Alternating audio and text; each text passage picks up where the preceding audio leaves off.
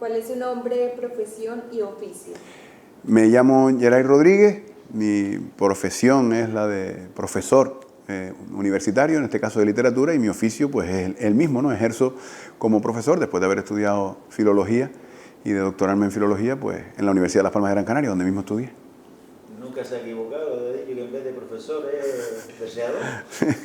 Ese es otro oficio, otra profesión, que esa es mucho más emotiva y mucho más vinculada con todas estas cosas que vemos. Pero bueno, como profesión, digamos, oficial tengo la de profesor y como profesión emocional, que también lo es, la de verseador. De niño usted soñaba con ser arriero. ¿Cuáles eran sus referentes en ese entonces para que ese sueño rondara por su cabeza y corazón? Bueno, pues esos arrieros que tuve la suerte de conocer y las veces en las que me tocó ser a mí humilde simulacro de arriero, ¿no? Veía a esas gentes que se pasaban la vida transitando de unos sitios a otros con las bestias, que siempre me llamaron también la atención, los caballos, los burros, los mulos. Y me pareció un oficio hermoso, ¿no? Eso de estar yendo de un sitio para otro, llevando y trayendo, sin tener nada, sino simplemente eso, el trabajo y el esfuerzo. Y bueno, siempre digo que modestamente, al final, mi sueño se cumplió de otra manera y vamos llevando palabras de un sitio a otro que tampoco son exactamente nuestras, ¿no? Un arriero de otra manera. Nace usted en Las Palmas de Gran Canaria, pero ¿cómo influye en su desarrollo poético, literario y artístico todo el contexto de las cumbres, barrancos y gentes de Artenara? Bueno, pues seguramente, lo he dicho más de una ocasión y lo repito con gusto, seguramente de no haber sido por ese contexto, pues no estaría seguramente dedicado a muchas de las cosas a las que me he dedicado en mi vida, a la propia literatura, pese a que uno estudió filología hispánica y uno siempre piensa pues, en los libros, en las bibliotecas y en todos esos espacios donde los libros tienen protagonismo. Yo siempre digo que llegué al libro a través del oído, ¿no? A través de la palabra viva que me cayó en los oídos pues, de parte de gentes que la recitaban, la improvisaban, la recreaban, y eso fue lo que me enamoró para siempre del lenguaje, ¿no? Del lenguaje convertido en esa tradición oral maravillosa, ¿no? Y eso fue lo que me llevó a estudiar literatura. Se lo debo seguramente a ese paisaje, a esa crianza que tuve, y también mi oficio de verseador también viene de ahí. De haberme desarrollado en otro espacio, no sé qué hubiera pasado. Seguramente si hubiera tenido una crianza urbana, pues hubiera tenido a lo mejor otras inclinaciones, otro gusto. Pero le debo mucho a eso, al pueblo de mis padres, donde nacieron ellos y donde yo me crié y pasé muchas horas de mi infancia y he pasado muchas horas de mi vida, pues le debo sin duda alguna gran parte de lo que soy. Bien, usted menciona que la literatura es un campo tan amplio que no solamente cabe en los libros. Entonces, ¿qué abarca para usted la literatura? Bueno, se podría decir eso, ¿no? Que la literatura es algo tan grande que no cabe en los libros. A mí me enamoró la literatura, como te decía, antes de verla en los libros, ¿no? Me la encontré en las palabras compartidas por esas personas que no sabían leer ni escribir y por tanto no iban a los libros a buscar la literatura, pero llevaban la literatura dentro, como quien dice, y eran capaces de contarte una historia, de recitarte una décima o un romance y con eso demostrarte efectivamente que la literatura no cabe en los libros. La literatura nació como elemento de la oralidad, fue a parar al libro cuando tuvo que ir a parar, pero ha tenido la inmensa fortuna de seguir manteniendo esas dos vidas, una vida libresca, apresada en el papel y en la tinta, y otra vida pues, en el viento y la memoria. Muy bien, y ya entrando en el tema del patrimonio cultural inmaterial, ¿qué es o qué significa para usted patrimonio cultural inmaterial? Bueno, pues es efectivamente todo eso que somos capaces, ¿no? De conservar y de transmitir. Todo eso que, como decíamos antes de la carga del arriero, realmente no nos pertenece, pero que tenemos la responsabilidad de trasladar a otro punto, que en este caso serán las generaciones futuras, de la misma manera que otros las trajeron hasta nosotros, ¿no? Todo ese caudal, toda esa riqueza, todo ese tesoro, todo ese patrimonio, aunque incluya en la definición lo definido, viene a ser eso, ¿no? Y me parece efectivamente que en el caso del patrimonio inmaterial, pues tiene el valor añadido de que es la palabra la que lo transmite. No podemos tener, digamos, la posibilidad de tocar ese patrimonio o de medirlo como hacemos a lo mejor con un patrimonio material, pero lo vivimos y lo sentimos de otra manera. Y después me maravilla que siempre el lenguaje sea el protagonista, porque incluso en la transmisión de técnicas, en la transmisión de habilidades, pues también está el lenguaje presente, ¿no?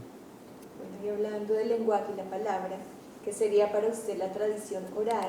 ¿Y cuál es la importancia de la misma dentro del patrimonio cultural inmaterial? Bueno, me parece que es un pilar fundamental. En sí misma, como digo, la tradición oral constituye un capítulo, yo creo, nuclear de todo patrimonio. Me parece que es uno de los tesoros más grandes que conservan los pueblos, ¿no? Esa tradición oral que no solamente guarda memoria de lo que los pueblos han venido siendo, sino que también guarda pues, acontecimientos, personas, hechos que de otro modo se habrían perdido. Quizás la historia relata los acontecimientos y la tradición oral cuenta cómo se vivieron esos acontecimientos, ¿no? Es lo que podríamos denominar esa intrahistoria, ¿no? Se cuentan desde dentro, ¿no?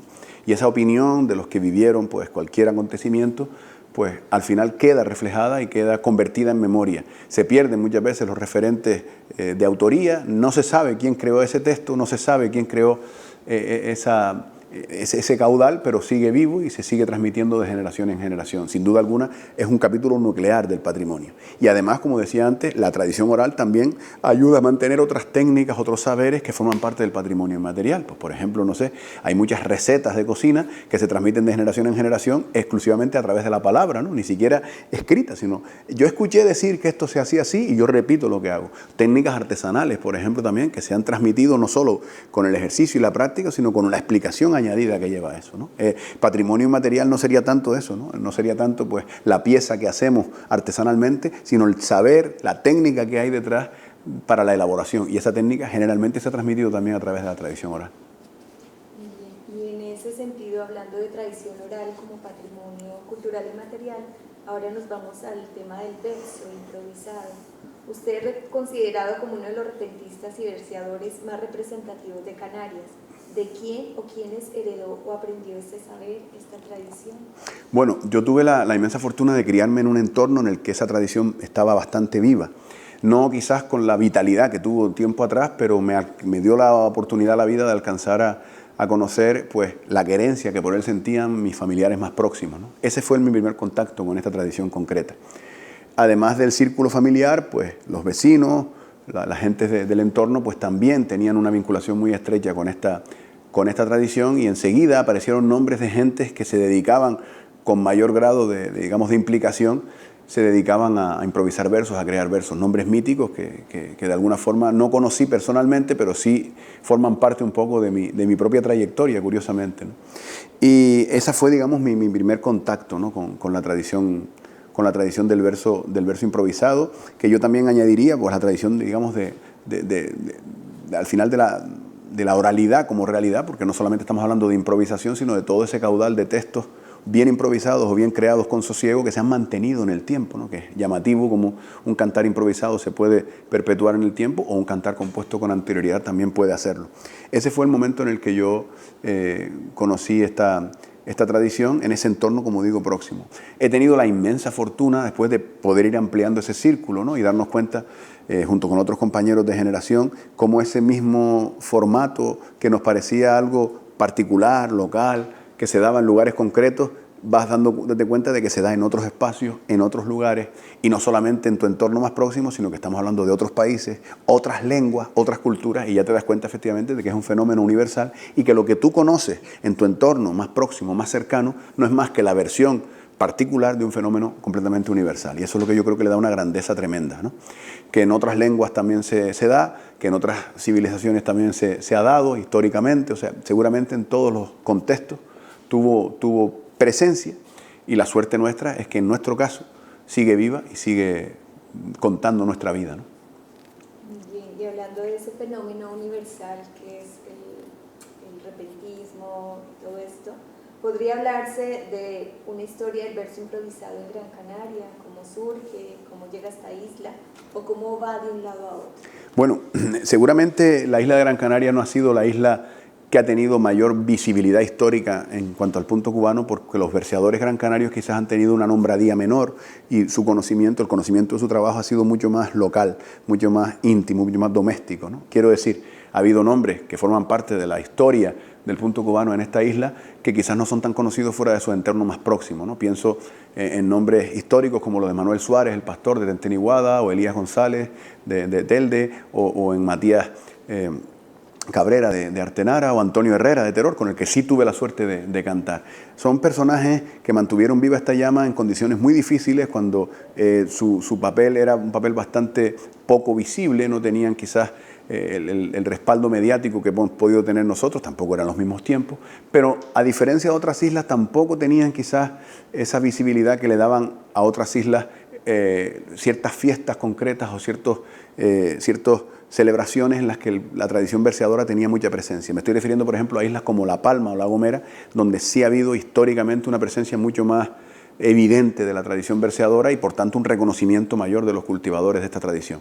Pero en Gran Canaria yo me atrevería a decir, pues esto es una cuestión que se puede discutir, pero detrás de La Palma y de La Gomera seguramente Gran Canaria ha sido la isla, junto con otras seguramente, pero Gran Canaria está ahí, digamos, también en un sitio en el que ha mostrado también un interés histórico por esta tradición, alternando en este caso en el punto cubano el canto de la décima con muchas veces el canto de cuartetas o coplas o redondillas, pero sí que se podría hablar pues de esa presencia, por supuesto, histórica del punto cubano en Gran Canaria. Los que nos dedicamos al punto cubano hoy en día somos herederos de otros que lo hicieron antes, no nos hemos desde luego inventado nada, no hacemos nada que no tenga razón de ser en una tierra como esta.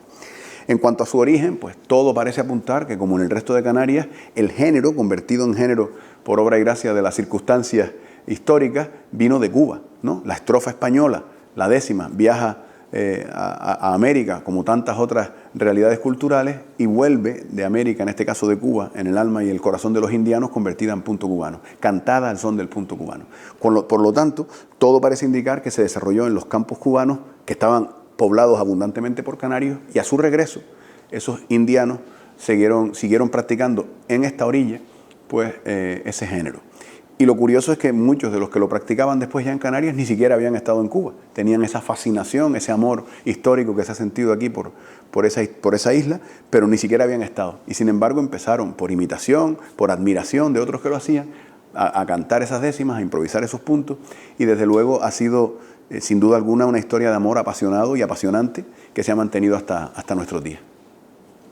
Bien, entonces en ese proceso histórico de reconocimiento y también como en esa medida que ha estado toda su vida es la improvisación, el versear, ¿usted siente que este elemento del patrimonio está en riesgo o por el contrario ha habido un proceso de valoración, de difusión y transmisión? Mira, yo me atrevería a decir que ahora mismo hombre, nunca se pueden bajar los brazos y nunca se puede dar, si me permites el símil luchístico, una lucha por ganar hasta que el contrario no pone alguna parte del cuerpo que no sean las plantas de los pies en el suelo, ¿no?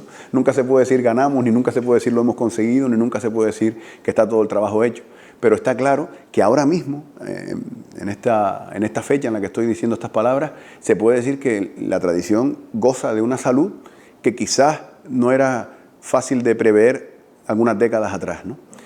El trabajo que se ha hecho de difusión en los centros educativos, los festivales, la visibilidad en los medios de comunicación han permitido que a día de hoy, como digo, en este 2021 concretamente en el que estamos hablando, podamos vislumbrar un futuro mucho más ilusionante que el que se podía vislumbrar, por ejemplo, en los años 90, ¿no? Entonces yo creo que hay que seguir, como digo, hay que seguir luchando, hay que seguir arrimando el hombro, hay que seguir haciendo los esfuerzos que sean necesarios, pero yo veo que ahora mismo estamos en un momento bastante ilusionante. Eso no tiene que ser otra cosa que un acicate para seguir luchando por esa pervivencia, pero desde luego hay señales que se emiten que son muy positivas. Vemos cada vez más niños, más jóvenes acercándose a este género, vemos cada vez más festivales, cada vez proliferan más en los medios de comunicación la posibilidad de escuchar décimas. Yo creo que es un momento pues muy ilusionante, desde luego.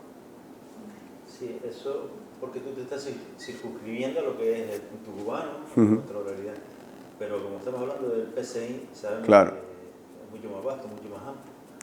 El resto. Claro.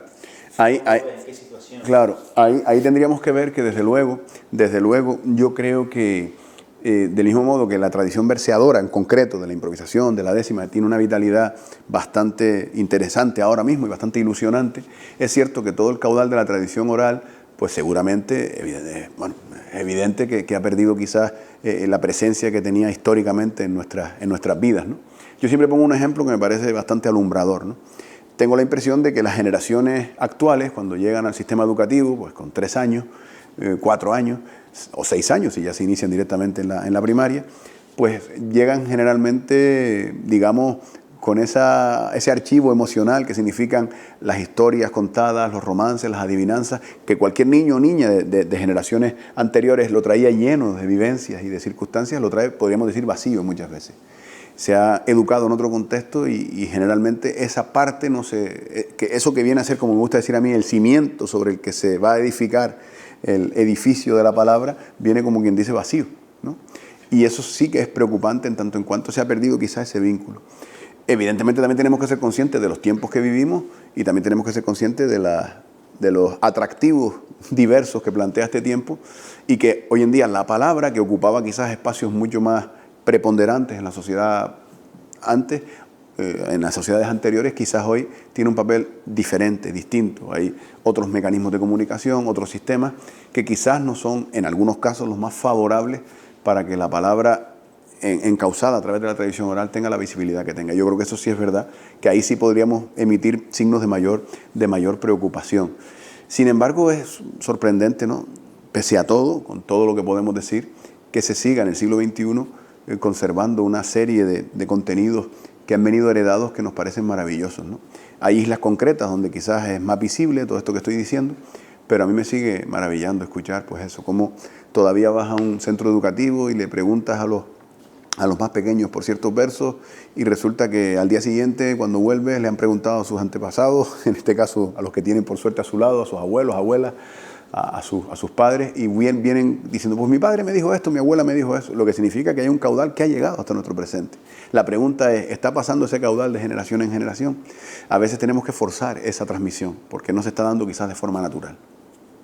Vale. En esa medida nos vamos a una pregunta un poquito más adelante, que plantea que la tradición de la improvisación está presente en diversos estilos, algunos de ellos más común entre los jóvenes.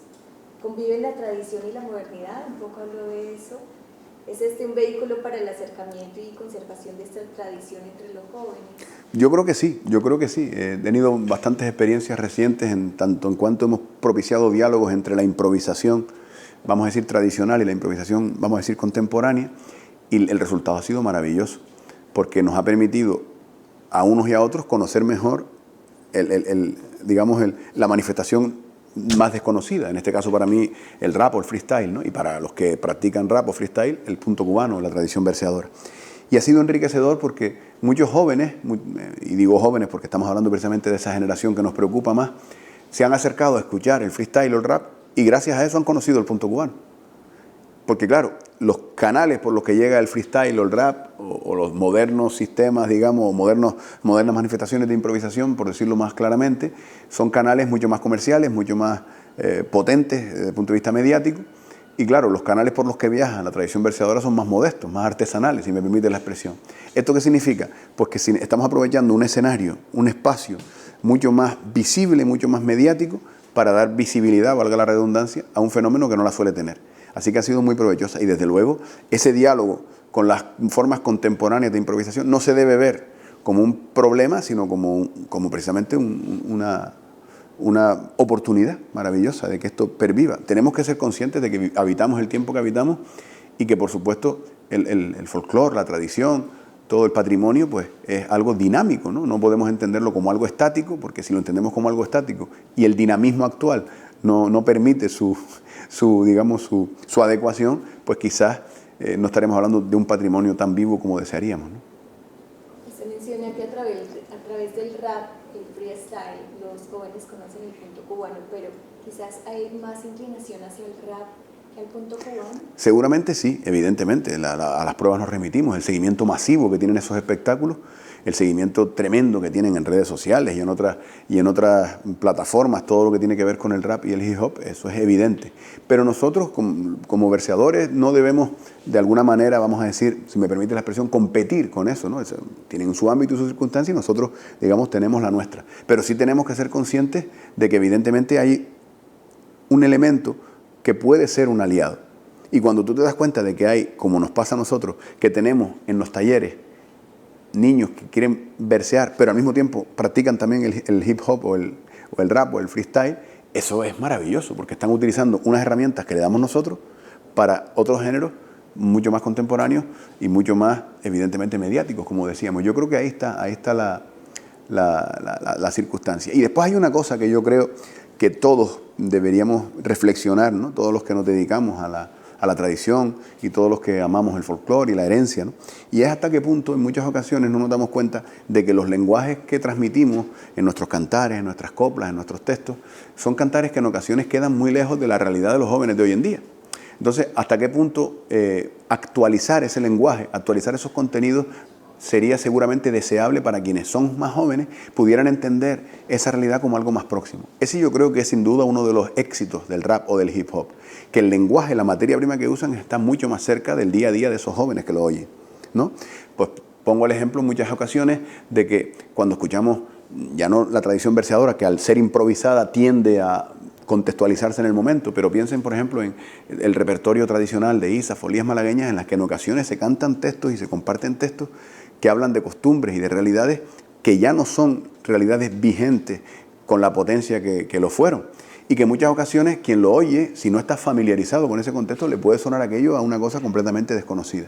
Sin embargo, si fuéramos capaces de convertir esas letras en textos mucho más comprensibles, mucho más adaptados a la realidad que viven quienes pueden ser potenciales oyentes y practicantes, ¿por qué no?, de esa tradición, ganaríamos mucho terreno. Tuvimos la suerte hace poco de participar en una campaña de la Viceconsejería de Igualdad que iba en esa línea precisamente, ¿no?, buscando esa actualización de los contenidos. Hay un montón de temas hoy en día sobre los que se podría cantar, pues se me ocurren temas de igualdad, temas de sostenibilidad, ¿no?, temas diversos, variados, que desde luego podrían ocupar el espacio que en muchas ocasiones ocupan temáticas, repito, muy emocionantes, que habría que recoger, por supuesto, que no se perdiera todo ese caudal, y aquí estamos hablando de recopilar, debe estar recopilado, pero no significa que no podamos seguir creando o seguir buscando un nivel de comunicación adaptado a los tiempos que corren, ¿no?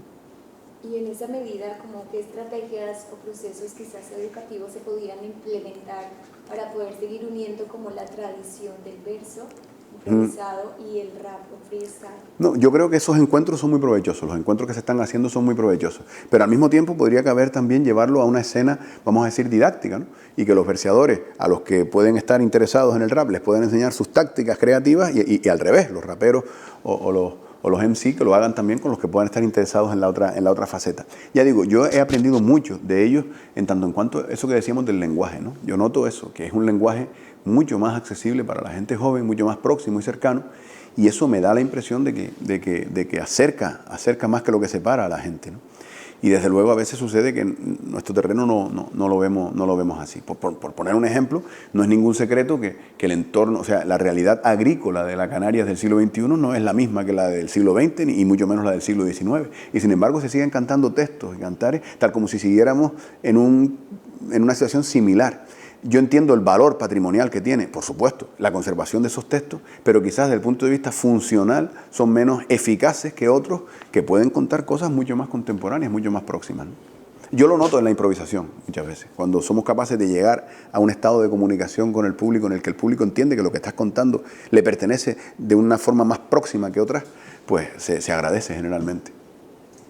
Retomamos un poco ahora lo que nos mencionaba sobre la fuerza que usted cree que está teniendo ahora el verso improvisado y los festivales que se han creado, los talleres con los niños.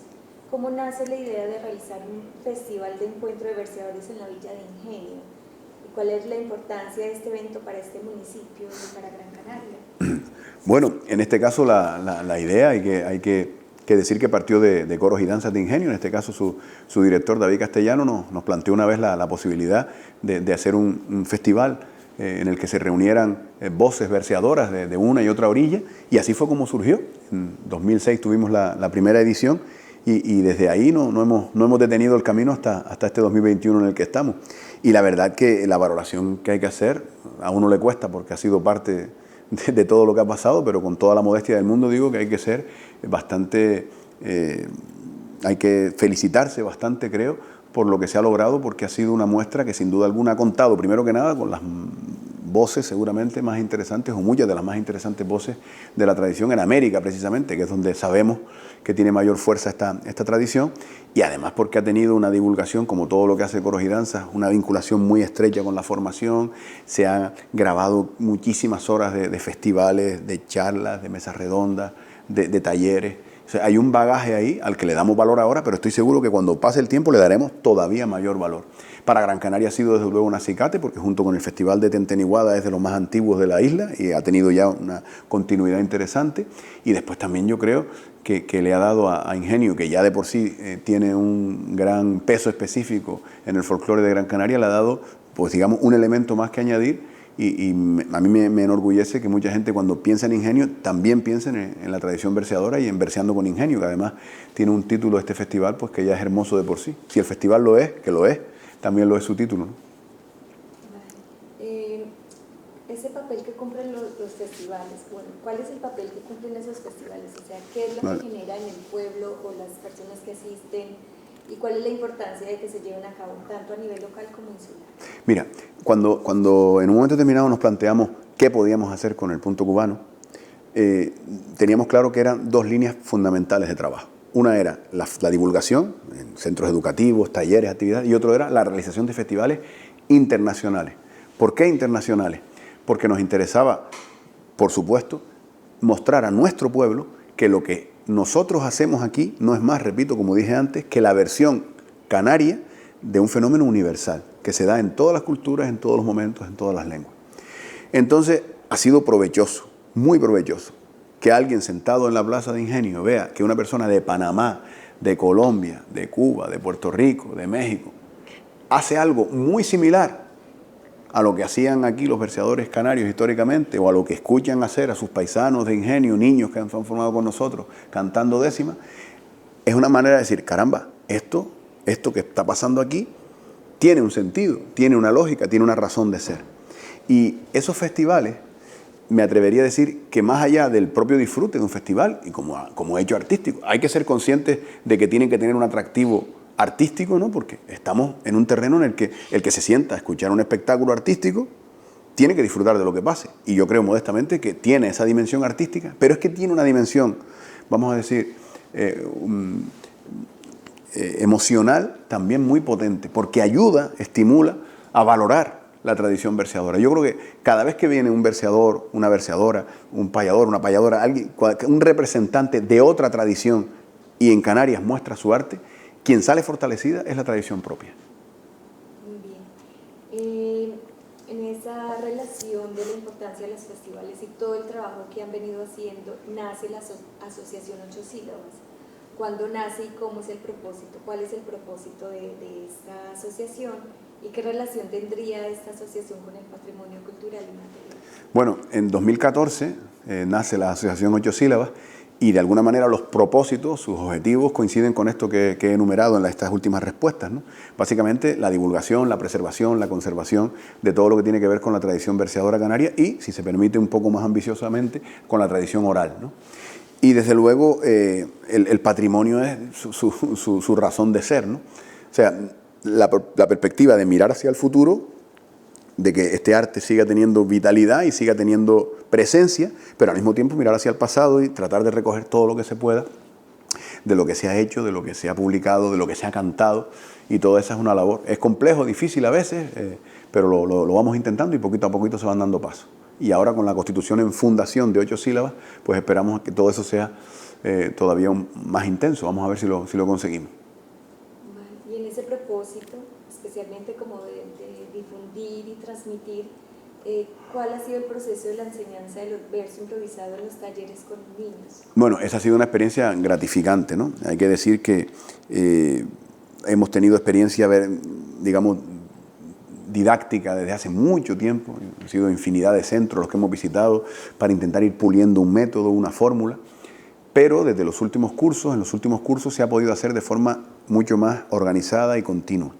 El hecho de poder dedicar en cuerpo y alma a nuestro compañero Expedito Suárez a dar talleres, primeramente presenciales, después con la pandemia ha habido que hacerlos telemáticos, con escolares en visitas quincenales a los centros, ha sido verdaderamente maravilloso. El resultado ha sido absolutamente fundamental para entender lo que está pasando.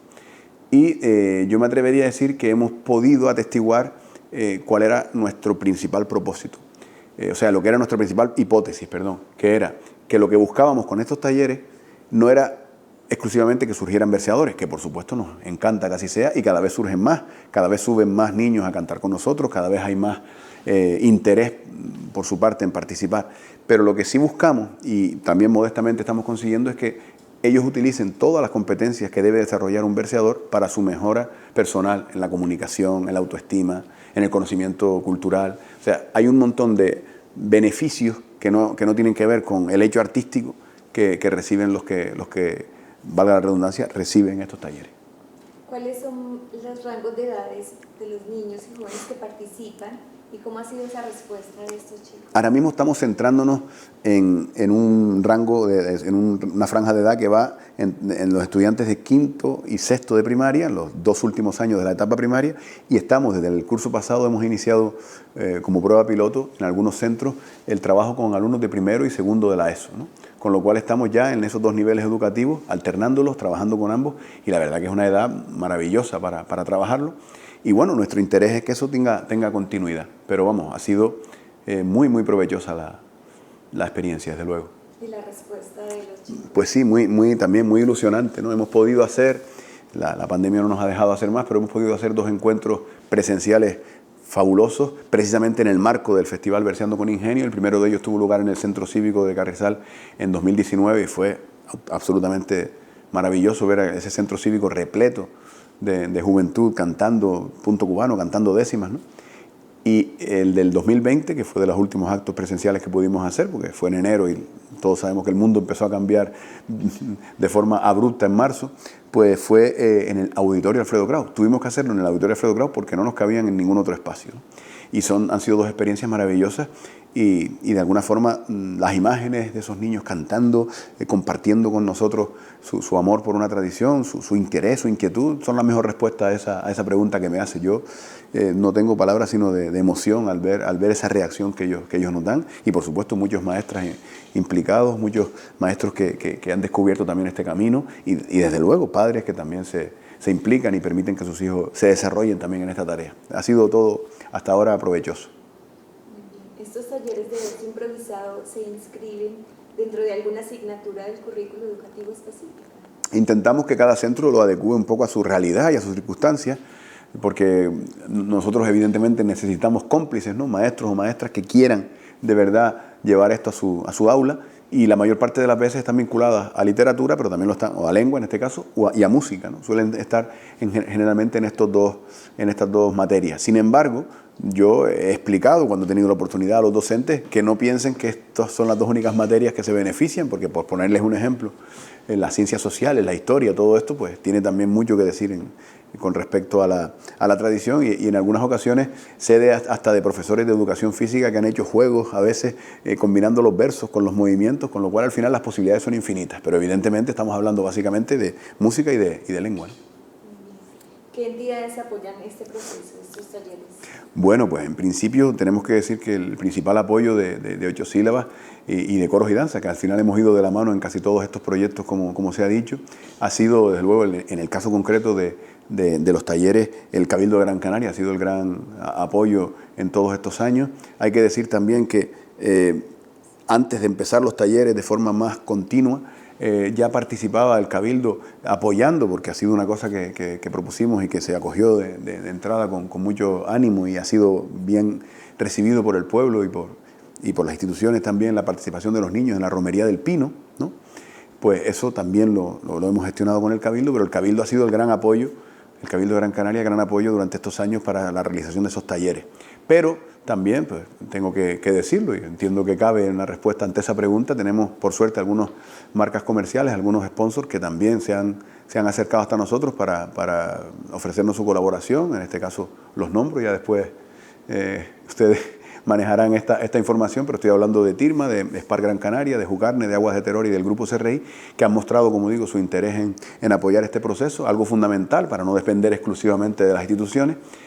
Pero yo me atrevería a decir que el principal motor, sin que suene a petulancia ni suene a nada que no sea dicho con humildad, es la fe que le tenemos a este proyecto absolutamente, porque creemos en él, ¿no? Y por supuesto agradecemos los apoyos que recibimos, pero sabemos que es nuestra insistencia, si me permite la expresión, nuestra cabezonería, la que nos permite seguir adelante, porque ya digo que creemos en estos proyectos, ¿no? Y después, por supuesto, el apoyo puntual que hemos recibido de instituciones que tienen a bien, pues, celebrar eventos, celebrar actos en los que la improvisación está presente, y nosotros pues canalizamos muchas veces esos apoyos para seguir alimentando la escuela, ¿no? Bien. ¿Cuál es la importancia de este tipo de procesos y actividades para el reconocimiento, valoración, difusión y salvaguarda del patrimonio cultural y material? Yo creo que es importante, ¿no? Todo lo que se hace, por lo que decíamos antes, ¿no? Una de las preocupaciones personales que tengo y que modestamente trato de poder cumplir día a día, es que en cuanto a la tradición verseadora hablemos siempre de patrimonio vivo, ¿no? En muchas ocasiones me han planteado que sería bueno, y yo por supuesto lo valoro, que voy a decir yo, hacer un recorrido histórico, recopilar material histórico. He hecho algunos trabajos y algunas averiguaciones, pero reconozco que mi principal dedicación durante estos años ha sido precisamente la formación, precisamente el futuro, porque mi principal preocupación es eso, que no estemos hablando de un arte fósil o de un patrimonio inmóvil, sino completamente dinámico, completamente vivo. Y yo creo que es como quien dice, ¿no? Eso de demostrar el movimiento andando, pues de eso se trata, ¿no? De demostrar que estamos vivos, que seguimos teniendo razón de ser, y la salvaguarda del patrimonio la garantiza su propia supervivencia. Y entonces es el momento cuando esos jóvenes se van incorporando al canto, al compartir una tradición, a compartir unos valores, es cuando se les puede pues también aportar información sobre la historia, sobre personajes que han formado parte de ella, y ahí ya encontramos cómo digamos, el futuro se llena de pasado, que es una cosa bastante emocionante, ¿no? Cuando ves pues, que, por ejemplo, a través de iniciativas concretas hemos podido trabajar con jóvenes en homenaje a verseadores fallecidos, ¿no? Que eso realmente es como si fuera una cadena constante. Tengo una anécdota maravillosa que quiero contar. La incorporación de la mujer al mundo de los verseadores ha sido una de nuestras principales obsesiones, y lo digo obsesión en el mejor sentido de la palabra. Nos ha preocupado mucho y modestamente hemos conseguido dar grandes pasos ahí. Y estaba recordando estos días que en el año 2018, estuvimos en las fiestas de Lodero, en Mazo, en La Palma, y tuvimos la oportunidad de viajar con varias improvisadoras, en este caso de Valsequillo, 2019 fue, que se retrataron con Nieves Clemente, verseadora de La Palma, una de las únicas verseadoras que ha dado La Palma, que ha subido a escenario y ha cantado en escenario. Recuerdo verla en el Festival de Tijarafe, todos verseadores, y ella sola como mujer defendiendo ahí esa circunstancia. Y recuerdo que cuando vio a las niñas y de alguna manera las escuchó cantar, dijo algo así como que ya se podía morir tranquila, ¿no? Que había quien siguiera su camino, ¿no? Entonces es un poco eso de lo que se trata, que ellas entiendan, ellas en este caso las verseadoras, entiendan que forman parte de una familia en el tiempo y que tienen que seguir dando pasos en honor también de quienes los dieron antes que ellas. Hablando ahora de estos tiempos modernos o posmodernos en los que vivimos, ¿cómo influyen las nuevas tecnologías y los nuevos canales de comunicación en el repentismo? Mira, una de las cosas que yo repito hasta la saciedad y que me parece que es una buena noticia, es que esta tradición ha demostrado su extraordinaria capacidad para adaptarse a las circunstancias, ¿no? Los nuevos sistemas de comunicación que nos permiten a todos convertirnos en cámaras y convertirnos en digamos, custodios de información que de otra manera se perdería, ha permitido, por ejemplo, que una controversia de una improvisación que antes se perdía y se quedaba en la memoria de los pocos que la podían ver, ahora resulta que se pueda amplificar por el mundo entero. Esto tiene la parte buena de que se ve más, se conserva más, se difunde más, y a lo mejor la parte mala de que se pueda ver fuera de contexto o se pueda entender en otro espacio, ¿no? Que a lo mejor no es el más propicio para sacarle el jugo a lo que sucede. Pero no cabe duda de que la tradición se ha adaptado magistralmente a los nuevos tiempos, y las redes sociales, los nuevos sistemas de comunicación, los canales de vídeo son aliados prodigiosos para la improvisación. Como todo en la vida, hay que intentar usarlos bien y usarlos con cabeza y con criterio, pero yo creo que son una buena noticia, nunca lo contrario. Siempre que, como digo, sean uno juicioso en su trato, ¿no?, con ellos. Bien, ahora nos centramos un poco en el municipio de Ingenio. Desde su punto de vista, ¿cuáles de las expresiones o manifestaciones de la tradición popular que se mantienen aún vivas en el municipio de Ingenio, cuáles son las que se mantienen vivas y cuáles considera usted que están en riesgo? Bueno, yo creo que hay muchas personas con más conocimiento que yo que pueden responder a esta pregunta seguramente con más precisión, ¿no? Yo, desde mi visión, desde mis conocimientos, desde los años que llevo transitando Ingenio, sé que todo lo que ya sabes de Ingenio antes de venir a Ingenio, lo que te suena, lo que la gente te dice, lo que de alguna manera va constituyendo, por así decirlo, si me permiten la expresión, el preconocimiento de algo, uno se sitúa en un municipio pues, que siempre ha sido pues, custodio de tradiciones, celoso de las mismas, en el mejor sentido de la palabra. Y eso sin duda se confirma cuando uno llega aquí y ve, pues, por ejemplo, la gran cantidad de colectivos que siguen desarrollando labores pues, muy ancladas en el patrimonio inmaterial o tradicional, como puede ser pues, lo que tiene que ver con deportes autóctonos, con artesanía, con gastronomía, con folclore. Y hay un montón de parcelas en las que Ingenio destaca, ¿no?, por esos colectivos heroicos que han sido capaces, y por individualidades también, por supuesto, que han sido capaces de mantener viva una llama que los sigue alumbrando. Yo creo que desde luego me atrevería a decir que esos colectivos, esos esfuerzos que se hacen son los que van a garantizar y están garantizando que ese patrimonio esté a salvo al menos. Evidentemente teniendo en cuenta los condicionantes de esta época en que vivimos, ¿no? Porque claro, a veces se dice, oye, es que se ha perdido esta tradición o se ha perdido esta práctica, pero es que bueno, es que habitamos el tiempo que habitamos desde luego y sucede que hay cosas que hoy en día no se hacen como antaño. Yo, por ejemplo, desde la filología comparto con mis compañeros que se dedican a la lexicografía la desaparición o la pérdida de uso de muchas palabras que no usamos porque los objetos a los que designan no se usan cotidianamente. Entonces es normal que vayan perdiendo vigor y vayan perdiendo fuerza. Algo así se podría transportar al terreno de la tradición.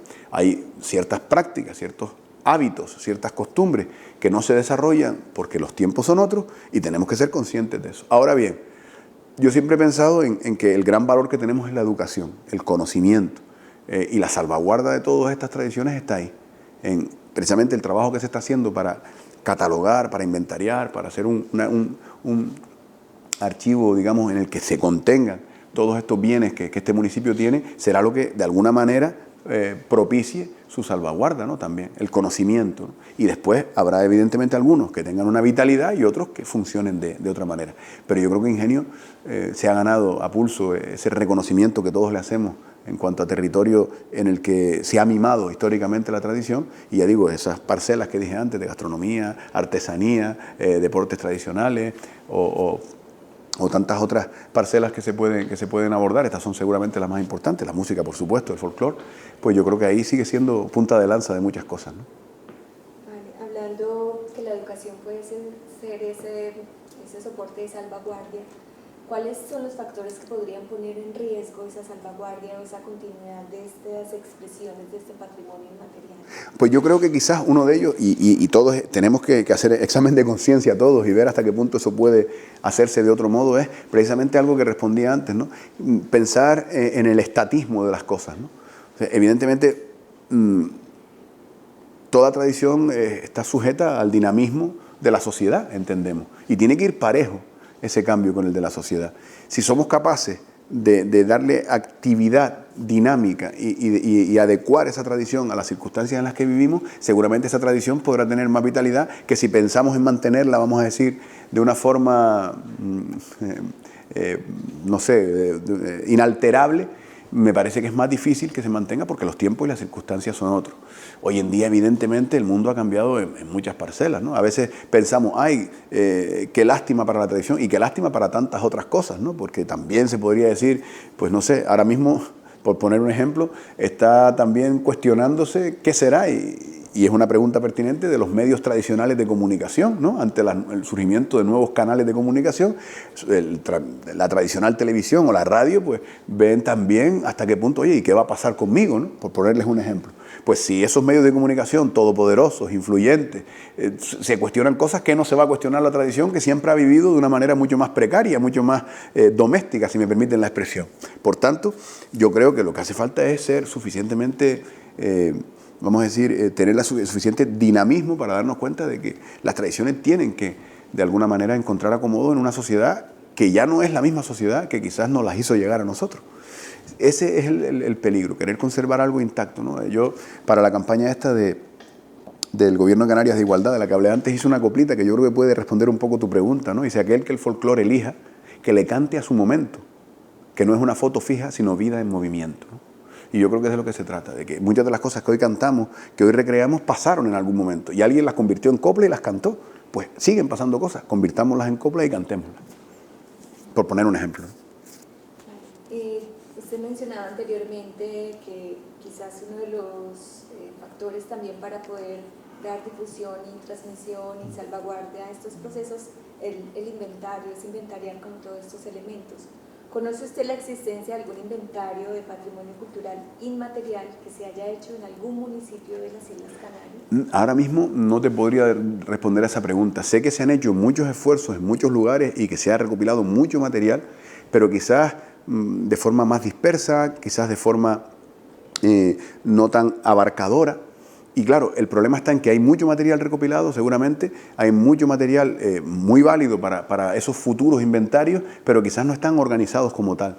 Y a lo mejor es el momento ahora, precisamente ahora que estamos asistiendo a un cambio tan intenso en la realidad de nuestras vidas, para aprovechar y canalizar toda esa información por el lado correcto, porque yo creo que es necesario, por supuesto que sí, y que tengamos acceso de una forma organizada a todos esos contenidos, ¿no? Porque ya digo, pues no sé, el trabajo de muchos cronistas, el trabajo de muchos investigadores, el trabajo de muchos ayuntamientos que han hecho esfuerzos grandes por mantener algunas costumbres y documentarlas, pero quizás eso, que se puede convertir en un momento determinado en una guía etnográfica o en un recurso concreto, a lo mejor no está organizado tal como debe organizarse y como se recomienda por parte de las instituciones que se encargan de eso, que se organice. Entonces yo creo que ahí está quizás el asunto, en canalizar bien los esfuerzos que se han hecho.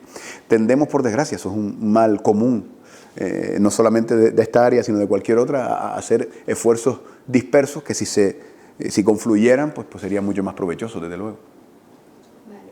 La herramienta de los inventarios, especialmente para el patrimonio cultural y material, lo propone la UNESCO. ¿Considera usted que esta herramienta es pertinente para Yo creo que sí, yo estoy convencido de que sí, sobre todo si se pudiera lograr, que es complejo, lo sé, pero si se pudiera lograr un modelo que se pudiera seguir por parte de las instituciones que se encargan o que se pudieran encargar de atesorar todo este material y de organizarlo, y ese modelo fuera, vamos a decir, similar al menos en todos los casos, pues todos podríamos sistematizar mejor lo que tenemos, ¿no? Y después darnos cuenta, evidentemente, de que aunque pueden hacerse esfuerzos, como en este caso, vamos a decir, municipales, después nos daremos cuenta de que realmente, como en toda actividad cultural, podremos hablar más bien de regiones o de espacios más que de municipios, porque tampoco es que las cosas cambien tanto a veces entre un lindero y otro, para entendernos. Pero claro, quizás las administraciones municipales, que son las que están más cerca de los ciudadanos, en coordinación con instituciones, digamos, de mayor rango, puedan trabajar, digamos, ese primer acercamiento y canalizar todo lo que ya hay, que es mucho, como digo, seguramente es más de lo que creemos lo que hay. Lo que pasa es que a lo mejor las formas de canalizarlo, pues, centralizarlo y de ir a buscarlo y que sea provechosa la búsqueda, ¿no? No sé, creo que sería lo más interesante, desde luego. Yo entiendo que eso debería ser una herramienta, desde luego, viva, ¿no? ¿Qué propuestas plantearía usted para que el patrimonio cultural y material del municipio de Ingenio continúe vivo y siga siendo eje fundamental de la identidad de sus habitantes? Hombre, yo creo, y ya digo, hay gente más capacitada que yo para responder esta pregunta, pero en lo que concierne a mi visión de las cosas, creo que en Ingenio han sido, aparte de, como siempre sucede, las individualidades concretas que han apostado por una determinada tarea y la han llevado a cabo, en Ingenio muchos colectivos han mantenido vivas tradiciones, costumbres que de alguna forma le dan nombradía a este municipio. No sé, estamos hablando antes de la enumeración que hicimos cuando hablamos de la lucha canaria, pues la artesanía, pues yo qué sé, el calado, por ejemplo, como gran emblema, ¿no?, de este municipio, pues la gastronomía, pues yo qué sé, el pan de puño, ¿no?, que todo el mundo lo nombra también y se conoce. Estamos hablando de esa mezcla entre individualidades y colectivos que yo creo que es la que ha podido desarrollar la labor de mantener vivas estas costumbres, ¿no? Y las instituciones lo que deberían hacer, entiendo, es apoyar precisamente a esos colectivos, no querer protagonizar los procesos, sino que los protagonistas de esos procesos tengan las herramientas necesarias para poder seguir desarrollándolas, ¿no? Y desde luego la divulgación, desde luego la difusión de todo lo que se hace, ¿no? Me consta que en el caso de Ingenio, sus medios locales de difusión están atentos a todo lo que sucede en este aspecto y son desde luego una herramienta fundamental. Y después también, repito, esos colectivos pues perseverantes que creen en lo que hacen y luchan porque no se pierda, ¿no? Aquí pues es emocionante ver las canteras que tienen pues tanto el Marinidra de lucha como Coros y Danzas de Ingenio como Guayadé, que cuando ves ese reguero, ¿no?, de pequeños que se están formando en el folclore o en la lucha, y cuando ves pues a esas gentes que siguen aprendiendo el arte maravilloso del calado, o cuando ves que el pan de puño se vende en casi toda la isla como un manjar, que lo es, pues eso te alienta a pensar que hay gente haciendo cosas bien hechas y lo que hay que hacer es proteger a esa gente, ayudarlas, estimularlas, ¿no? Y no se trata exclusivamente, porque siempre por desgracia, se va a pensar en eso, en una cuestión económica. Yo creo que estamos hablando de otras cosas, sobre todo de un respaldo emocional a veces también, que también hace falta, y de un respaldo, o sea, dándole a lo que hacen el valor que realmente tiene, ¿no? Y yo creo que sí, yo creo que es sano efectivamente el arraigo cuando nos ayuda a entender que nos tocó vivir en un lugar del mundo y que hacemos lo que nos toca en ese lugar concreto. Y bueno, un poco ya conoce como el propósito de este proyecto, el proyecto alimentario del patrimonio cultural y material de la Villa de Ingenio. ¿Qué palabras o consejos nos podría dar para avanzar en este? Bueno, pues yo creo que en estos casos hay que combinar con acierto el rigor con el que se trabaje, por supuesto, el esfuerzo, ser metódico y ser, por supuesto, riguroso, no se puede hacer de otra manera, con la pasión que uno debe sentir por esto, ¿no? Yo creo que pocos oficios como el vinculado a la investigación del patrimonio están tan necesitados de pasión. Uno tiene que gustarle y tiene que de alguna manera entender esto como casi una misión, ¿no? que uno asume. Yo creo que esa receta, ¿no? esa mezcla de digamos, todo lo científico que se puede hacer, que hay que hacerlo, es obligación de quien hace un trabajo de investigación, pues cumplir rigurosamente con lo que se le exige, pero al mismo tiempo con esa carga de pasión en lo que uno hace y sabiendo que está manejando algo que no le pertenece, sino que es patrimonial precisamente, que es colectivo, pero que merece y necesita nuestro esfuerzo y nuestro apoyo, pues yo creo que es un complemento ideal para que ese rigor tenga sentido, ¿no? Y me parece que esos son dos elementos que equilibran la balanza. Es el humilde consejo que puedo dar y desde luego siempre escuchar, por supuesto, a los mayores, escuchar a los depositarios de esa tradición, que son los que de alguna manera hacen que caiga en nosotros ese tesoro, pero también escuchar a los que vienen después. No desechar nunca a los jóvenes. Tenemos la mala costumbre a veces de no escucharlos, de no estar con ellos, de no sentir sus inquietudes, y eso también nos aleja muchas veces. Yo que tengo la suerte de trabajar con jóvenes, intento escucharlos, intento saber por dónde va su sensibilidad para intentar no estar lejos de eso, porque tendemos a veces a pensar que son ellos los que están equivocados y a lo mejor somos nosotros. Muy bien. Y ya para finalizar, ¿podría usted compartirnos alguna corta improvisación del patrimonio cultural y material de Ingenio? Bueno, pues te voy a poner yo a ti en el compromiso y tú me vas a dar una frase para yo improvisar algo, claro, porque si no, esto no tiene gracia, ¿verdad? Tradición viva. ¿Vale? Se no octosílabo. No, pero le ponemos una sílaba más, ¿no?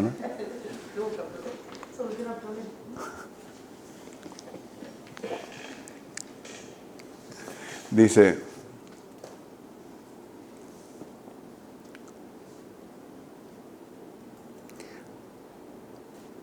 según lo que me parece... Espérate, porque eso es mejor para que la dejes por final. Porque yo tenía un par de preguntas. ¿Ustedes quieren preguntar algo? Vale. ¿Seguro? Ustedes como jóvenes, ¿no? ¿O tú, Liz? Sí, simplemente Disculpa. Nada, no pasa nada, ¿no? hablábamos antes de los nuevos canales de comunicación, esas herramientas que están al alcance de todos hoy, pero especialmente o principalmente de la mano de los jóvenes. En el ámbito del lenguaje ya lo veía como un potencial o como un vehículo, sobre todo para la conservación de esta tradición, pero en el ámbito del lenguaje es una amenaza por el modo en el que nos empezamos a expresar, o queda muy lejos de eso. Lo que sucede es que el lenguaje también es algo vivo, ¿no? Y al final el lenguaje pertenece a los hablantes, ¿no? Y al final es una cuestión que por así decirlo, cumple la función de la comunicación, y lo interesante es que la siga cumpliendo, ¿no?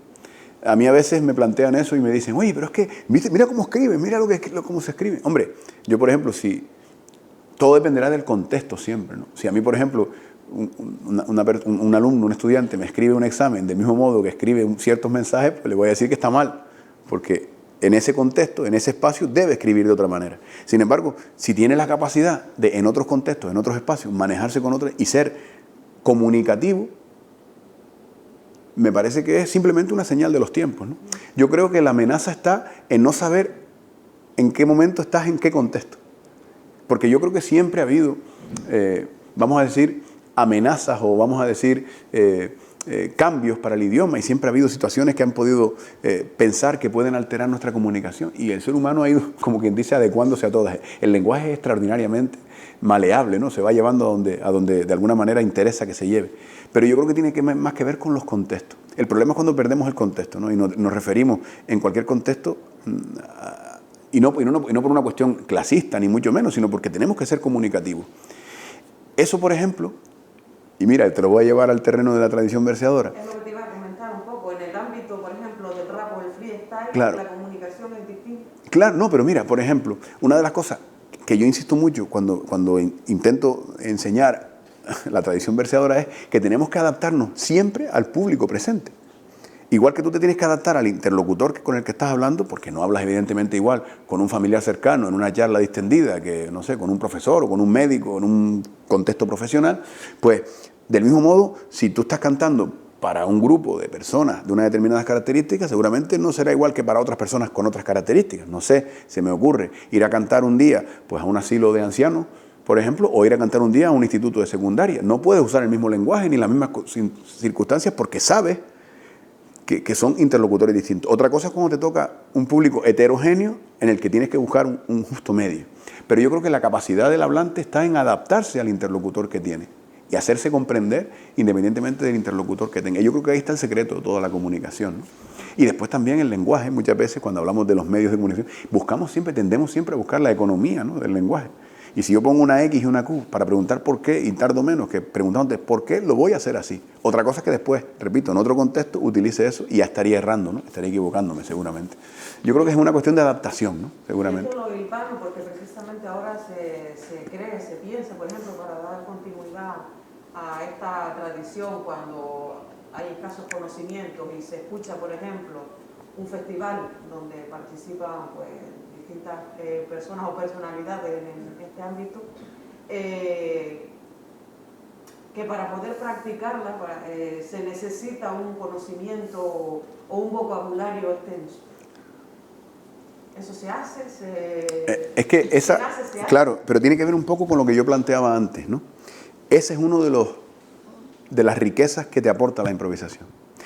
Te puedo poner el ejemplo de que muchos maestros y maestras nos dicen, caramba, ustedes han conseguido que mis chiquillos vayan al diccionario. ¿Por qué? Porque se ven obligados a buscar sinónimos, se ven obligados a buscar palabras nuevas por rimas determinadas. Diccionario de rimas, imagínate. Tú vas a un diccionario de rimas porque te hace falta una rima, pero la palabra que te sale ahí no sabes lo que significa. Vas al otro diccionario, al de significados, y ves lo que significa. Claro, la creación de una décima, por ejemplo, es tan compleja desde el punto de vista técnico que te obliga a una serie de ejercicios que te hacen mejorar esas competencias, por supuesto. Estoy convencidísimo de que es así. Y es mi verdadera ilusión. Porque si nosotros planteáramos los talleres y las actividades con el único objetivo de que salieran verseadores y no salieran por las razones que fueran, sería un fracaso. Sin embargo, aquí no hay posibilidad de fracaso porque estamos dotando a los más jóvenes de herramientas que en Canarias, estarán de acuerdo conmigo, se necesitan con urgencia. Sobre la autoestima del lenguaje, sobre por qué que no hablamos mal, todas esas cosas que siempre se dice, que no tenemos un español peor que el de otras zonas. Entonces hace falta reforzar ahí eso. Y esa autoestima verbal, individual y colectiva, se refuerza a través de estas estrategias. Y cuando se dan cuenta de que le pueden poner palabras a lo que sienten, es una verdadera maravilla. Una verdadera maravilla. Entonces yo creo que por ahí hay mucho que aportar. Y el vocabulario, desde luego, que es así. Desde luego que es así. Otra cosa es que después intentemos, y es otro consejo que yo siempre le doy a los verseadores, que evidentemente no por rebuscar el lenguaje vamos a conseguir ser más expresivos. Muchas veces al revés. Complicarlo significa perder comunicación. Pero eso ya es otra batalla, ¿no? Si la repites ahora, si quieres, ya se queda grabado. Pero las preguntas no se están grabando. No, pero es para nosotros tener el registro de la pregunta porque esa no la teníamos registrada. ¿Y yo te la digo después? Vale. Venga, respondo yo. Bueno, yo creo que toda la zona del sureste de Gran Canaria tiene una gran importancia para la tradición oral, como ha demostrado los trabajos del profesor Trapero, que inició precisamente en esta zona de la isla la recolección de muchísimos de los romances que forman parte del romancero de Gran Canaria, ¿no? Seguramente esta zona, por todos los cambios históricos que ha sufrido y que ha sido seguramente una de las más dinámicas de Gran Canaria en las últimas décadas y que durante otro tiempo tuvo otras características muy distintas a las actuales, hacen que toda esa suma de circunstancias haga que la tradición oral tenga un peso específico muy importante. Y además yo me atrevería a añadir otro detalle que creo que es muy interesante, y es que aparte de todo ese material que vamos a decir estaba como en sustrato aquí en Ingenio y que formaba parte un poco de lo más originalmente patrimonial, se ha sumado la llegada de gentes de otros lugares de la isla que han ocupado todo este espacio y que han aportado también a ese caudal, pues, conocimientos, saberes y desde luego, en el caso concreto de la tradición oral, romances, coplas, cantares, que venían de otros territorios y que ya también se han hecho de alguna manera a través de sus personas presentes en esta Villa de Ingenio. A eso se puede sumar perfectamente la otra parte, que se nos me preguntaba sobre ritos, sobre santiguadoras, sobre parteras, sobre oficios, digamos, y actividades tradicionales que tienen que ver con lo que yo decía antes, ¿no? Por ejemplo, el oficio de las parteras, hoy en día, ante los protocolos sanitarios que tenemos, pues no tiene en principio, salvo emergencia, no tiene demasiado sentido porque no está, vamos a decir, permitido o legislado. De hecho, quienes quieren hacer partos en su casa lo tienen que hacer con un personal acreditado y todo eso, como bien se sabe. Sin embargo, evidentemente creo que es fundamental que quienes no lo conocen, sobre todo los más jóvenes, sepan que durante todo el tiempo no fue así. Yo creo que todo esto parte de una circunstancia que tenemos que tener en cuenta, y yo intento recalcar mucho eso en mis clases, ¿no? Seguramente la sociedad en general ha cambiado más en muy pocas generaciones que durante muchas otras generaciones. Me explico. La vida seguramente de los jóvenes que hoy en día pueden tener 20 años difiere más de la de sus abuelos que la de sus abuelos, a su vez de sus tatarabuelos, para entendernos, ¿no? Quiero decir, una persona que nació en Ingenio a principios del siglo XX tenía una vida muy similar seguramente a quien nació en Ingenio a principios del siglo XIX, o de quien nació en Ingenio a principios del siglo XVIII, por supuesto, con matices y con diferencias. Sin embargo, una persona que nació a principios del siglo XX, de una persona que nació a principios del siglo XXI, tienen vidas completamente distantes, alejadísimas, aunque sean miembros de la misma familia, porque evidentemente la brecha generacional, la zanja casi generacional es muy abrupta. Por tanto, ahí es donde entra en juego el conocimiento, lo que decíamos antes, la explicación de todo eso. Oiga, ¿por qué esto es así? ¿Por qué forma parte esto de la historia, ¿no?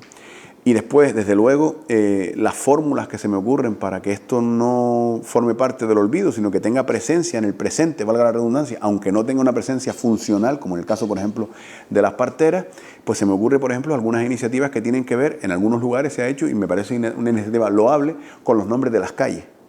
En algunos lugares se le ha dado nombres genéricos de oficios tradicionales a las calles, y yo he tenido la oportunidad de participar en algunos casos, y otros compañeros también, pero hablo de mi experiencia, escribiendo un texto que puede ser una décima, un romance, explicando el oficio de esas personas. Y es curioso porque a lo mejor te toca vivir eso en la calle de las parteras y sabes a qué se dedicaban las parteras. Entonces, ese tipo de información, esa señalética, vete tú a saber si eso puede ser uno de los elementos para explicar bien todo este proceso. Y desde luego, también creo que los manuales de historia, los libros de historia, la historia en general que se enseña en los centros educativos debe contemplar, por supuesto, los grandes acontecimientos de la historia, pero yo creo que esta historia menuda, esta intrahistoria de la que yo hablaba antes, debería enseñarse también. Es más, debería ser la que se enseñara seguramente con prioridad, porque es la historia que nos queda más al alcance de la mano y la que quizás desconocemos más.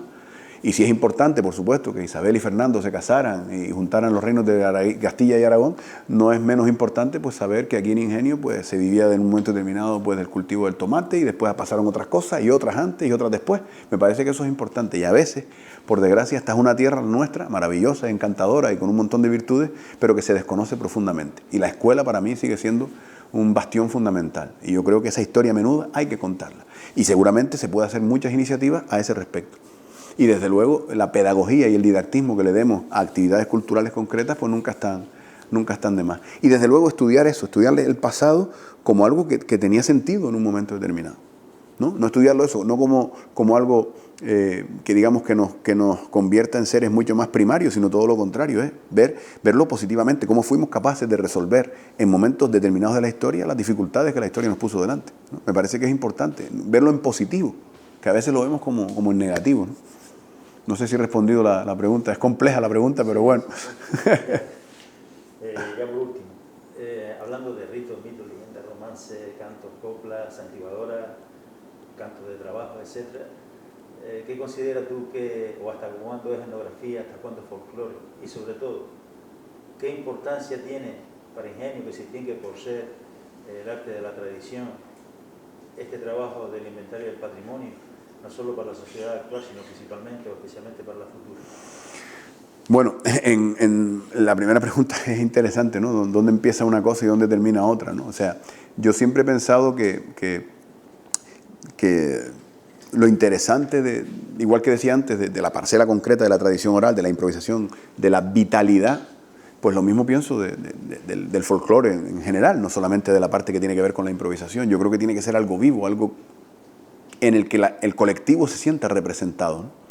Y claro, ahí de alguna manera lo etnográfico va a tener que ir también girando en función del tiempo que estamos viviendo, ¿no? Porque claro, lo que decíamos antes, seguramente los contextos en los que viven quienes hoy pueden cantar una copla o pueden bailarla o pueden tocarla no son los que vivieron sus antepasados que cantaban aquellas coplas que ellos muchas veces siguen cantando hoy. Entonces ahí hay que hacer, creo, un ejercicio de adecuación seguramente. Lo digo porque, por ejemplo, en muchas ocasiones entendemos que cantar esa copla, pues, que puede tener un elemento emocional, porque esta la escuché de mi abuelo, la escuché, por supuesto que sí, pero la pregunta es, ¿te sientes identificado con ese texto por una cuestión meramente emocional o hay alguna otra implicación más? Porque, repito, lo interesante en el caso concreto de todo lo que te hablamos de mitos, leyendas y todo eso, es que tú sientas una implicación emocional con eso, pero también que sientas que forma parte de ti. O sea, lo patrimonial, lo interesante, entiendo yo, es que tengamos un vínculo con eso, ¿no? No que sea algo externo, sino que lo sintamos como parte de nosotros. Y me da la impresión de que esa puede ser una herramienta positiva, ¿no? El hecho de preguntarnos hasta dónde me llega a mí la implicación con esto que estoy viendo. Y vuelvo otra vez a lo de antes. Yo creo que el secreto está en saber traer a los tiempos contemporáneos todos esos contenidos, ¿no? Es difícil, complejo, porque la sociedad hoy en día tiene muchos elementos, no voy a decir de distracción, pero sí de, digamos, muchas tentaciones varias para ir por otros caminos y a veces caer en el camino de la tradición, en el camino del rescate, en el camino de la preservación, de la salvaguarda es más complejo. Pero bueno, me parece que es importante todo eso. Hay algo quizá que se puede aplicar y es ver hasta qué punto muchos de los lenguajes que hoy en día se ven en series de televisión o en todo eso, que hoy en día es muy consumido por la población, están vinculados con conocimientos previos. Pongo el ejemplo, ¿no? Pongo un ejemplo. Ahí me ha tocado, es un ejemplo un poco remoto, pero para que me entiendan, ahí me ha tocado en la Facultad de Filología dar clases de literatura medieval, ¿no? Estamos hablando de una literatura, pues, con muchos siglos por en medio, ¿no? Y mi obsesión ha sido siempre demostrar que muchos de los contenidos y de las fórmulas que usaba la literatura medieval siguen vivos hoy en día. Y que, por ejemplo, hay una gran cantidad de videojuegos, de series de televisión que recurren a esos contenidos. Si fuéramos capaces de darnos cuenta de que todo lo que tiene que ver con los ritos, con ciertos santiguados, con ciertas técnicas, están presentes de otra manera en la sociedad y fuéramos capaces de decirles a esas personas más jóvenes, oiga, que esto que usted ve aquí en esta serie, en la que pasa esto, y hay un mago que hace un conjuro, que hace eso, esto lo hacía fulana de tal o fulano de tal cuando los niños tenían mal de ojo, por ejemplo. Entonces, ese tipo de conexiones que a veces no las hacemos por temor a pensar que no es legítimo o lícito, yo creo que tenemos que quitarnos un poco ese corsé de encima y decir, no, vamos, es que esa fue nuestra forma de responder a un hecho concreto. Quizá por ahí podemos encontrar sorpresas y podemos encontrar caminos que nos permitan alumbrar a los más jóvenes, a los pequeños, a los que vienen. Bueno, yo creo que toda la zona del sureste de Gran Canaria tiene una gran importancia para la tradición oral, como ha demostrado los trabajos del profesor Trapero, que inició precisamente en esta zona de la isla la recolección de muchísimos de los romances que forman parte del romancero de Gran Canaria, ¿no? Seguramente esta zona, por todos los cambios históricos que ha sufrido y que ha sido seguramente una de las más dinámicas de Gran Canaria en las últimas décadas y que durante otro tiempo tuvo otras características muy distintas a las actuales, hacen que toda esa suma de circunstancias haga que la tradición oral tenga un peso específico muy importante. Y además yo me atrevería a añadir otro detalle que creo que es muy interesante, y es que aparte de todo ese material que vamos a decir estaba como en sustrato aquí en Ingenio y que formaba parte un poco de lo más originalmente patrimonial, se ha sumado la llegada de gentes de otros lugares de la isla que han ocupado todo este espacio y que han aportado también a ese caudal, pues, conocimientos, saberes y desde luego, en el caso concreto de la tradición oral, romances, coplas, cantares, que venían de otros territorios y que ya también se han hecho de alguna manera a través de sus personas presentes en esta Villa de Ingenio. A eso se puede sumar perfectamente la otra parte, que se nos me preguntaba sobre ritos, sobre santiguadoras, sobre parteras, sobre oficios, digamos, y actividades tradicionales que tienen que ver con lo que yo decía antes, ¿no? Por ejemplo, el oficio de las parteras hoy en día ante los protocolos sanitarios que tenemos, pues no tiene en principio, salvo emergencia, no tiene demasiado sentido porque no está, vamos a decir, permitido o legislado. De hecho, quienes quieren hacer partos en su casa lo tienen que hacer con un personal acreditado y todo eso, como bien se sabe. Sin embargo, evidentemente creo que es fundamental que quienes no lo conocen, sobre todo los más jóvenes, sepan que durante todo el tiempo no fue así. Yo creo que todo esto parte de una circunstancia que tenemos que tener en cuenta, y yo intento recalcar mucho eso en mis clases, ¿no? Seguramente la sociedad en general ha cambiado más en muy pocas generaciones que durante muchas otras generaciones. Me explico. La vida seguramente de los jóvenes que hoy en día pueden tener 20 años difiere más de la de sus abuelos que la de sus abuelos, a su vez de sus tatarabuelos, para entendernos, ¿no? Quiero decir, una persona que nació en Ingenio a principios del siglo XX tenía una vida muy similar seguramente a quien nació en Ingenio a principios del siglo XIX, o de quien nació en Ingenio a principios del siglo XVIII, por supuesto, con matices y con diferencias. Sin embargo, una persona que nació a principios del siglo XX, de una persona que nació a principios del siglo XXI, tienen vidas completamente distantes, alejadísimas, aunque sean miembros de la misma familia, porque evidentemente la brecha generacional, la zanja casi generacional es muy, muy abrupta. Por tanto, ahí es donde entra en juego el conocimiento, lo que decíamos antes, la explicación de todo eso. Oiga, ¿por qué esto es así? ¿Por qué forma parte esto de la historia, ¿no? Y después, desde luego, las fórmulas que se me ocurren para que esto no forme parte del olvido, sino que tenga presencia en el presente, valga la redundancia, aunque no tenga una presencia funcional, como en el caso, por ejemplo, de las parteras, pues se me ocurre, por ejemplo, algunas iniciativas que tienen que ver, en algunos lugares se ha hecho, y me parece una iniciativa loable, con los nombres de las calles. En algunos lugares se le ha dado nombres genéricos de oficios tradicionales a las calles, y yo he tenido la oportunidad de participar en algunos casos, y otros compañeros también, pero hablo de mi experiencia, escribiendo un texto, que puede ser una décima o un romance, explicando el oficio de esas personas.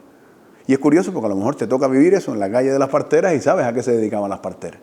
Entonces, ese tipo de información, esa señalética, vete tú a saber si eso puede ser uno de los elementos para explicar bien todo este proceso. Y desde luego, también creo que los manuales de historia, los libros de historia, la historia en general que se enseña en los centros educativos debe contemplar, por supuesto, los grandes acontecimientos de la historia, pero yo creo que esta historia menuda, esta intrahistoria de la que yo hablaba antes, debería enseñarse también.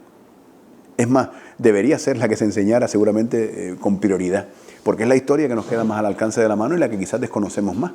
Y si es importante, por supuesto, que Isabel y Fernando se casaran y juntaran los reinos de Castilla y Aragón, no es menos importante pues saber que aquí en Ingenio pues se vivía en un momento determinado pues del cultivo del tomate, y después pasaron otras cosas, y otras antes y otras después. Me parece que eso es importante, y a veces, por desgracia, esta es una tierra nuestra, maravillosa, encantadora y con un montón de virtudes, pero que se desconoce profundamente. Y la escuela para mí sigue siendo un bastión fundamental, y yo creo que esa historia menuda hay que contarla, y seguramente se puede hacer muchas iniciativas a ese respecto.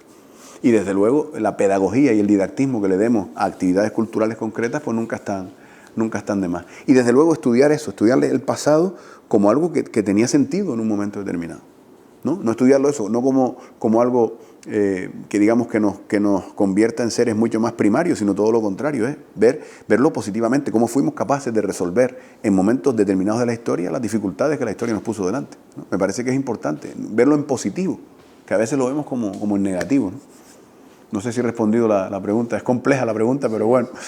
Ya por último, hablando de ritos, mitos, leyendas, romance, cantos, coplas, santiguadora, cantos de trabajo, etc., ¿qué consideras tú o hasta cuándo es etnografía, hasta cuándo es folclore? Y sobre todo, ¿qué importancia tiene para Ingenio, que se distingue por ser el arte de la tradición, este trabajo del inventario del patrimonio?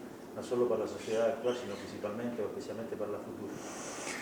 Bueno, en la primera pregunta es interesante, ¿no? ¿Dónde empieza una cosa y dónde termina otra, ¿no? O sea, yo siempre he pensado que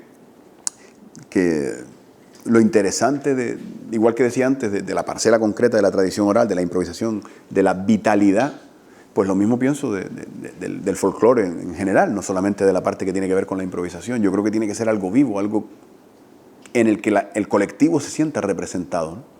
Y claro, ahí de alguna manera lo etnográfico va a tener que ir también girando en función del tiempo que estamos viviendo, ¿no? Porque claro, lo que decíamos antes, seguramente los contextos en los que viven quienes hoy pueden cantar una copla o pueden bailarla o pueden tocarla no son los que vivieron sus antepasados, que cantaban aquellas coplas que ellos muchas veces siguen cantando hoy.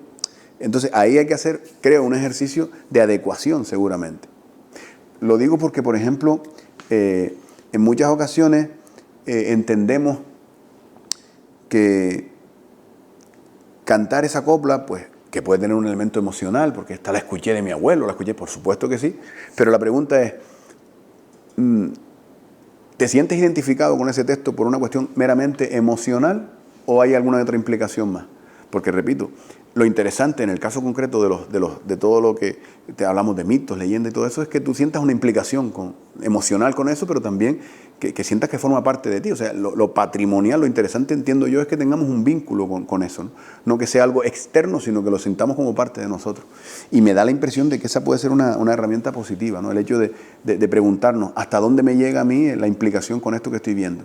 Y vuelvo otra vez a lo de antes. Yo creo que el secreto está en saber traer a los tiempos contemporáneos todos esos contenidos, ¿no? Es difícil, complejo, porque la sociedad hoy en día tiene muchos elementos, no voy a decir de distracción, pero sí de, digamos, muchas tentaciones varias para ir por otros caminos y a veces caer en el camino de la tradición, en el camino del rescate, en el camino de la preservación, de la salvaguarda es más complejo. Pero bueno, me parece que es importante todo eso. Hay algo quizá que se puede aplicar y es ver hasta qué punto muchos de los lenguajes que hoy en día se ven en series de televisión o en todo eso, que hoy en día es muy consumido por la población, están vinculados con conocimientos previos. Pongo el ejemplo, ¿no? Pongo un ejemplo. Ahí me ha tocado, es un ejemplo un poco remoto, pero para que me entiendan, ahí me ha tocado en la Facultad de Filología dar clases de literatura medieval, ¿no? Estamos hablando de una literatura, pues, con muchos siglos por en medio, ¿no? Y mi obsesión ha sido siempre demostrar que muchos de los contenidos y de las fórmulas que usaba la literatura medieval siguen vivos hoy en día. Y que, por ejemplo, hay una gran cantidad de videojuegos, de series de televisión que recurren a esos contenidos. Si fuéramos capaces de darnos cuenta de que todo lo que tiene que ver con los ritos, con ciertos santiguados, con ciertas técnicas, están presentes de otra manera en la sociedad y fuéramos capaces de decirles a esas personas más jóvenes, oiga, que esto que usted ve aquí en esta serie, en la que pasa esto, y hay un mago que hace un conjuro, que hace eso, esto lo hacía fulana de tal o fulano de tal cuando los niños tenían mal de ojo, por ejemplo. Entonces, ese tipo de conexiones que a veces no las hacemos por temor a pensar que no es legítimo o lícito, yo creo que tenemos que quitarnos un poco ese corsé de encima y decir, no, vamos, es que esa fue nuestra forma de responder a un hecho concreto. Quizá por ahí podemos encontrar sorpresas y podemos encontrar caminos que nos permitan alumbrar a los más jóvenes, a los pequeños, a los que